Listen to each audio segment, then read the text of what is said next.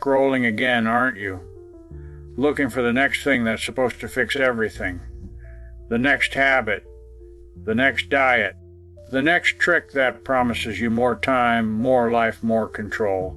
Let me ask you something. When was the last time you actually felt alive without trying so hard? My name is Frank. I'm 98 years old, and I don't say that with pride.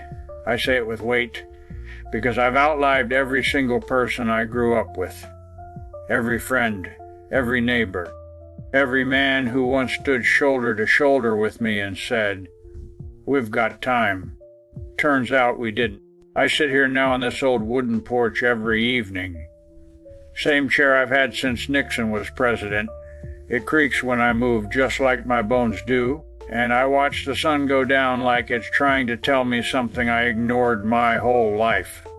Most mornings I still walk 2 miles before breakfast, not because I'm disciplined, not because I read it in a book, but because my legs still carry me, and I've learned not to take that for granted anymore. But you think the secret to making it this far is hidden in some routine. You think if you just push harder, optimize everything, track every calorie, every step, every heartbeat, then somehow you'll stay ahead of the one thing no one outruns. That's the lie, and I need you to hear this clearly. It's a dangerous lie, because it doesn't just steal your energy. It steals your life while you're still living it. I never followed any of that. No macros, no punishing routines, and still here I am. But the truth didn't come easy. No, I paid for it. And it started with my friend Jack back in the summer of '72. Jack lived 2 farms over. Good man, strong, determined. The kind of guy people respected just by looking at him. Back then life was simple. We worked hard. We ate real food. We sat down together at the end of the day. That was enough. But Jack, he started changing. One day he shows up wearing these brand new running shoes he ordered all the way from Chicago. Said he was training for longevity. I remember laughing. Not because it was funny, but because something about it felt off. Every evening after that, like clockwork, he'd run past my place, face red, breathing like he was being chased. Eyes locked forward like stopping for even a second would cost him something. I'd be sitting there on the tailgate, piece of bread in one hand, cold beer in the other. "Set down, Jack," I'd yell. "Eat something real." But he wouldn't stop. "Gotta hit my macros," he'd shout back. Macros. Back then, I didn't even know what that meant. All I knew was he stopped sitting at the table with his family. Stopped laughing. Stopped being present. He was always chasing something. Something just out of reach. By 48, he looked impressive. Lean, sharp, disciplined. From the outside, you'd say he had it all figured out, but I saw something else.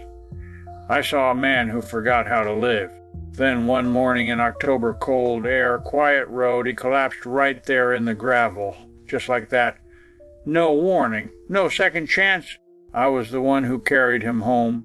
And I'll never forget this. His wife was standing there in the kitchen, holding a plate of food she kept warm for him. Still waiting. That image never left me. Not the running, not the discipline, not the routine. That plate, because that's what he gave up. That's what all that optimization cost him. You think what you're doing is helping you live longer. Jack thought the same thing, but he didn't live longer. He just lived faster. And you're doing it too. Right now, always rushing, always chasing, always preparing for a life that never seems to arrive. Let me tell you something most people won't say out loud. Your body isn't your enemy.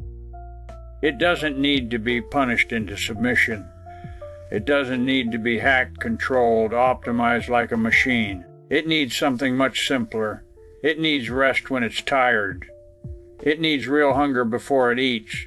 It needs food that actually came from something real, not a package, not a formula. And most of all, it needs moments. Moments you're currently skipping. That thing you call discipline. Most of the time, It's just fear of slowing down, fear of missing out, fear of facing yourself in the silence. I didn't understand that back then. No, I had to learn it the hard way. My wife Mary, she used to call me out on it. We raised 3 kids together on this land. Good kids, strong, patient, too patient. Because they waited for me more than I ever showed up. I was always working, always doing just one more thing, just one more hour, just one more job, just one more reason not to sit down. Mary would set the table every night, same routine, same care, same quiet hope that maybe tonight I'd stay. I'd walk in, grab a few bites, thank her, and head right back out. I told myself I was doing it for them. That's what men like me believe.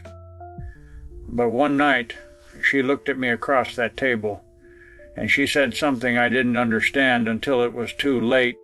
"Frank, you're already strong enough. Just sit." I laughed. I actually laughed. Told her I had to stay ahead. Ahead of what? I couldn't even answer that. 6 years later, she was gone heart, just like Jack, and now that chair across from me, it's always empty. That's when it hits you, not in the moment, not when you're busy, but later when the noise is gone, when the house is quiet, when there's no one left to wait for you anymore. That's when you realize that you weren't building a life, you were running from it. You think success looks like productivity, like results, like progress. But I'll tell you what it really looks like. It looks like someone sitting across from you, still there, still laughing, still sharing a meal with you. Because one day they won't be, and you won't get a warning. That's the part nobody tells you.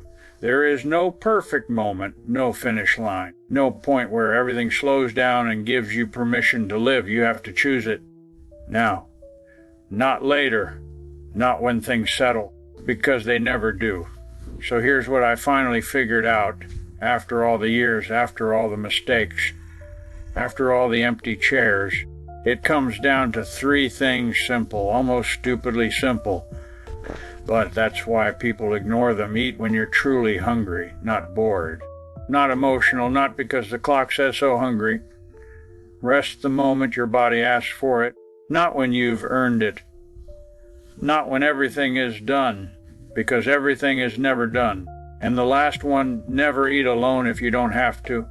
Knock on a door, make a call, sit with someone, because one day you'll wish you had. Every night now, before I close my eyes, I ask myself one question. What if this is the last time, the last meal, the last conversation, the last quiet evening? And let me tell you something, that question changes everything. It slows you down. It makes you taste your food. It makes you listen. It makes you stay just a little longer. So here's what I want you to do right now. Not tomorrow. Not after one more video. Now, put the phone down. Go make something simple. I don't care what it is. Braggs?